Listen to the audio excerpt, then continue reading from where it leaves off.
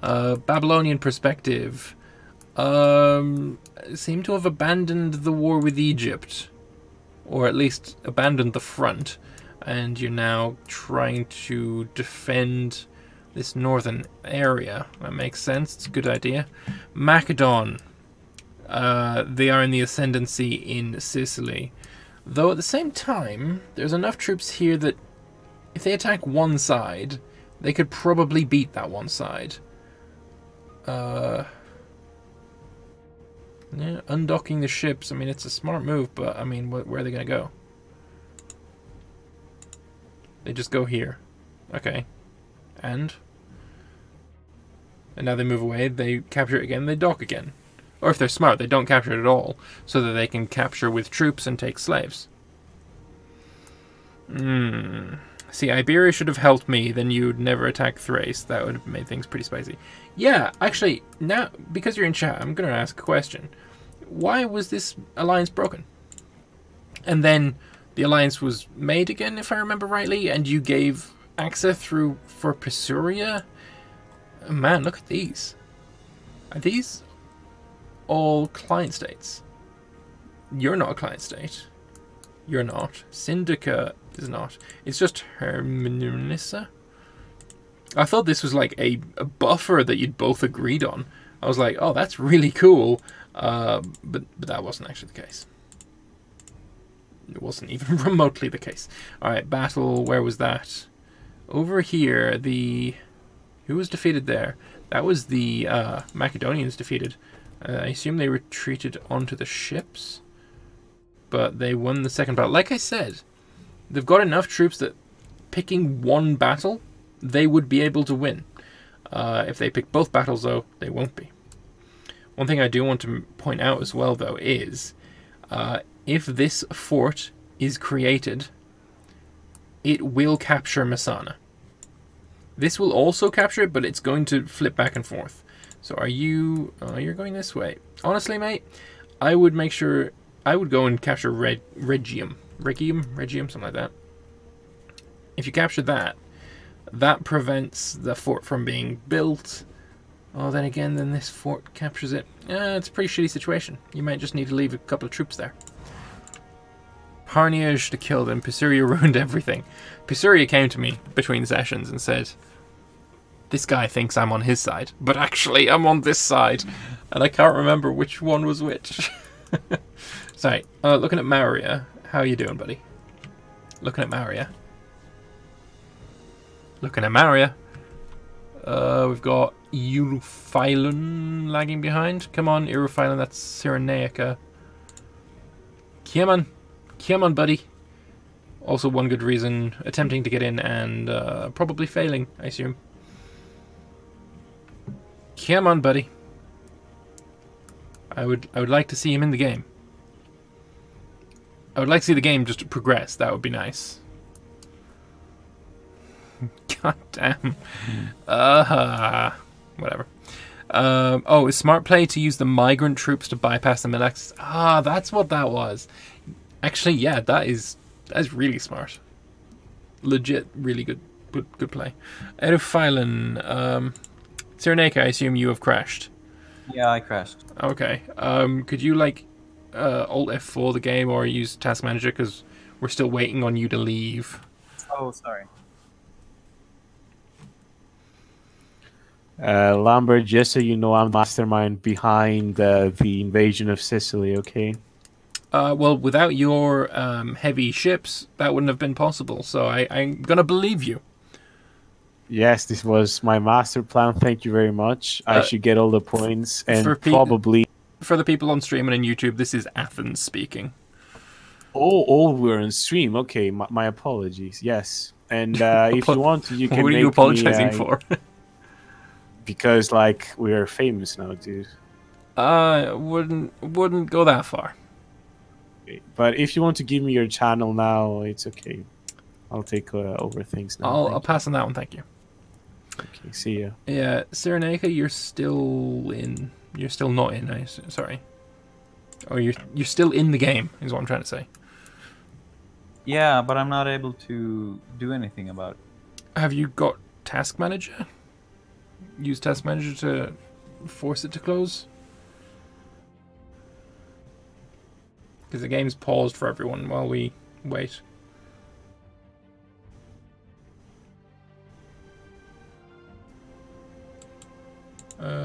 Yeah, I can't... Sucks that there's no options for people who are the host to kick or anything of the sort. It's so strange.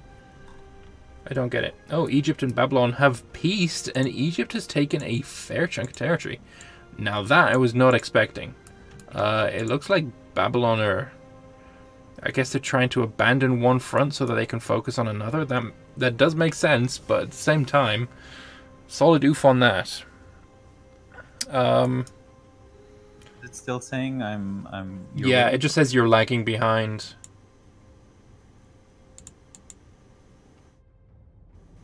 I think I've already left the game.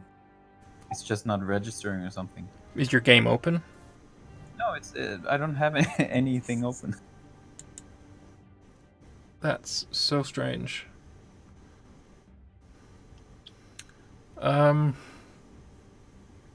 I don't know.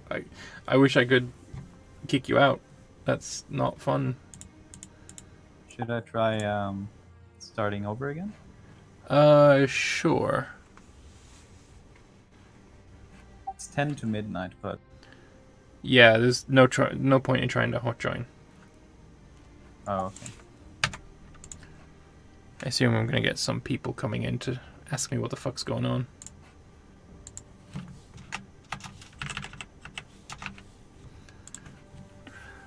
Just gonna save it just in case. Come on.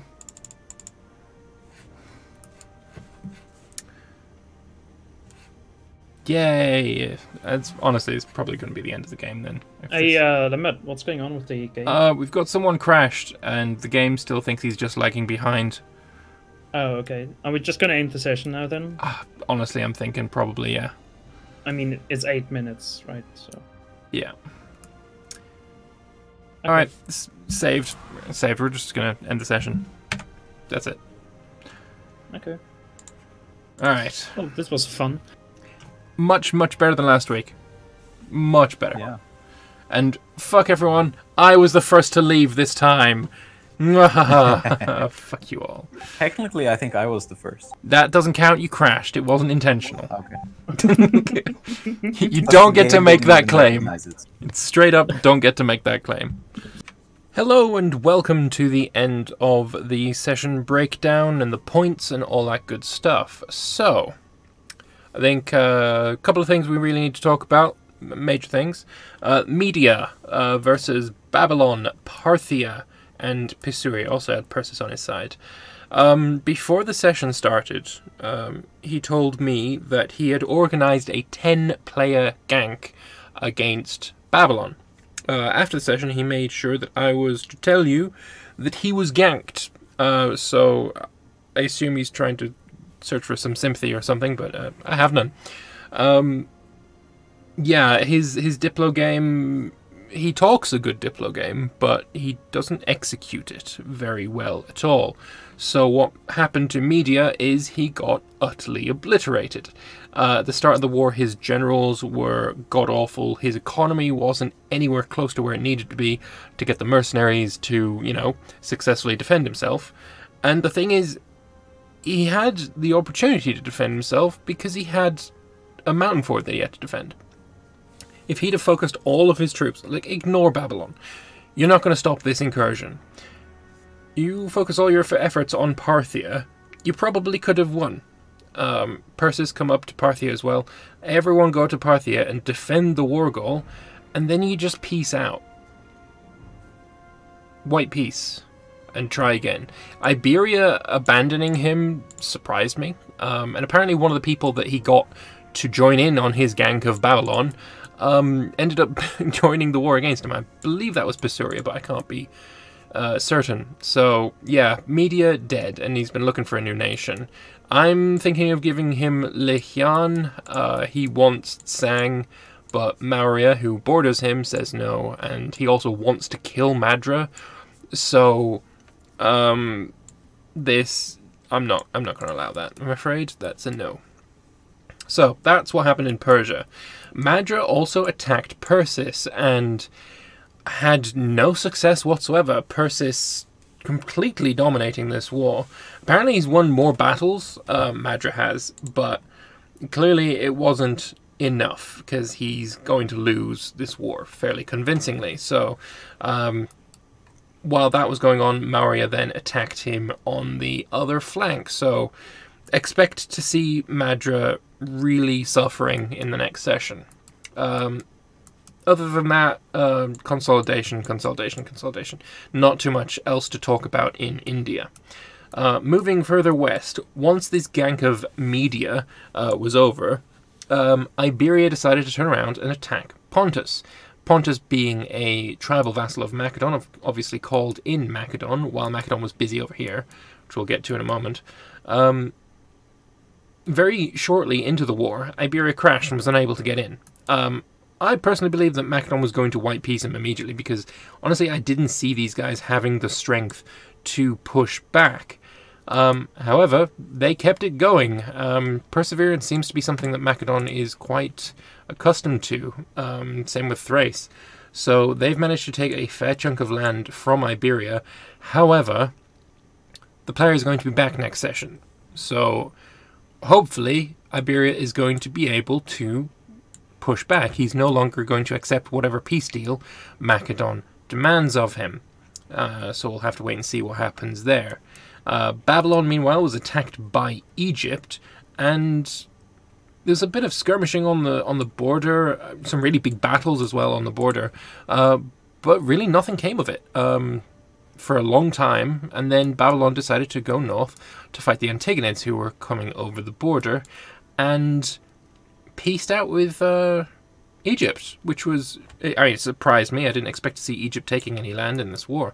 He just didn't have the strength. I did find Egypt's attempted siege of Babylon to be really funny, and I'm sad that it didn't pay off, but it was good to see nonetheless. Moving a little bit further west, we have the Macedon attack upon Magna Graecia. War goal, fine, nothing to scoff at there. It's just this war certainly shows you how expensive it is to take city-state feudatories or city-state vassals from another country. Ideally, what you would want to do is release them first. That's a lot cheaper. But yeah, it's so unbelievably difficult to take it because it's just so expensive. He could not take all of this in one war, unless his tyranny was like 100 or something. It would just be impossible. So what he's going to have to settle on is a lot less than that. Personally, I think Magna Graecia probably should have pieced out earlier, given him it, and then Etruria, Magna Graecia, Massilia counterattack later on, choosing a war goal that they are comfortable with, rather than one that they have no ability to defend. Something like Crete, something like the north of Dacia, north of Illyria, something like that. But yeah, they chose one that they could not defend. Massilia went into Cyrenaica, which just has the most amount of forts. This is absolutely disgusting. I would not want to be fighting down here at all. Just, you fight here and the desert saps the amount of food that you're taking. You're going to have to go back for food, come back again, back for back again. It's just awful. This is incredibly defensive play by Cyrenaica, which makes sense considering he's got a friend over here. This you would not want to attack through, and he's got a very powerful navy. So it's really good play. He's got a very weak army, but he doesn't need one. He just saps their strength via food. So yeah, that was pretty interesting play from Cyrenaica, honestly. What else we got looking at? So yeah, this war again. Right at the end of it, we did see Macedon land in Sicily, taking over the port of Messana with the help of the Athenian megapolyremes, which is a smart idea, it's a good idea. And if you manage to siege all of this, probably you'll be able to force peace for something interesting. Etruria growing nicely, taking over a bunch of the tribes around his northern border. Really good play from him. Not getting too involved in the Macedon War because, like I said, this war goal is undefendable. As soon as Macedon finds that he is losing or in danger of losing, they just peace out anyway. So why waste the effort? Just don't bother. Moving further on, Mauritania growing a little bit more in Iberia, Turdetania also growing a bit more, and Tithia has formed Celtiberia, which has a very, very nice flag, which I believe Starchitec put in himself, which he is able to do because he's a modder, so good on him. Emporion grew quite nicely. Elercavonia is basically dead at this point. I don't believe he's going to come back next session. I don't know. Honestly, with his incredibly... He's incredibly prone to crashing. Let's just put it that way. And crashing increases the risk of crashing for everyone else. So, while I like the guy, he's good to talk to, and I would really rather he didn't crash.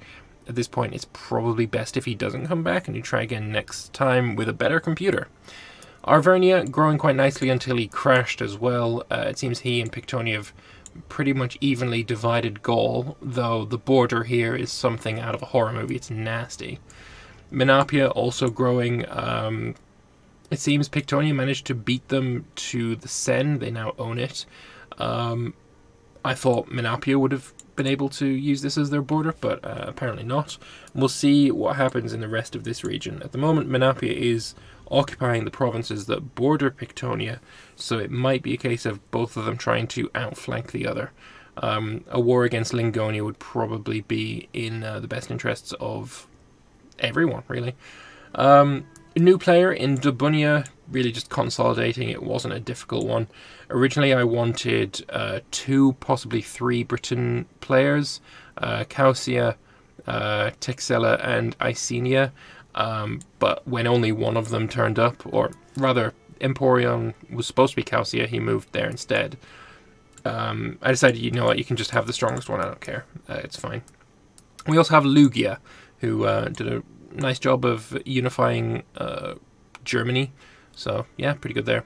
And an interesting thing is Boja, which is the Indian, has migrated himself all the way to Denmark, Sweden area, so that's quite funny and interesting and all that. So yeah, that's probably going to bring him into conflict with Lugia, I would imagine. But yeah, good stuff, good stuff. Now, on to the scores, I guess, is probably the way to go now. Quite interesting. We have, in first place, we have James in the Pictonian area. He has now earned himself 20 points in this first session, and going back to fix previous sessions, he also gained 4 points there. So now his total is 24. Very nice for him. We have in second and equal second place Celtiberia and Etruria, gaining themselves 15 points each. For 12 points comes Turdetania, who got it mostly, or sorry, entirely, for pop percentage gain, and Mauria, who gained it for total pops gained. Then in equal, whatever this one is, I don't care anymore, Iberia and Mauritania also gaining quite a lot of lovely points. Very nice indeed. And then bringing up the rear is Arvernia, who gets the last chunk of points. So that's your lot, and compared to the last session, I've got to say, this was really quite entertaining. We didn't have the really awful crashing problems that we had last session. Of course, we were always going to have crashes. We had Iberia crash, we had Cyrenaica crash at the end, we had probably someone else crash, but I've forgotten. We're always going to have that. I'm not expecting that to go away until the game updates significantly. But compared to last session, this went so much smoother, and I'm so happy with it. So, that's your lot. Thank you all very much for watching. I hope you've enjoyed this episode. If my voice has sounded quite different in this past session, that's because this is the first time I am recording in my new studio. So, yeah, I'm really happy with it. I like the sound. Let me know what you think. New studio hype, yay. Thank you all very much for watching, and I will see you guys in the next one. Bye-bye.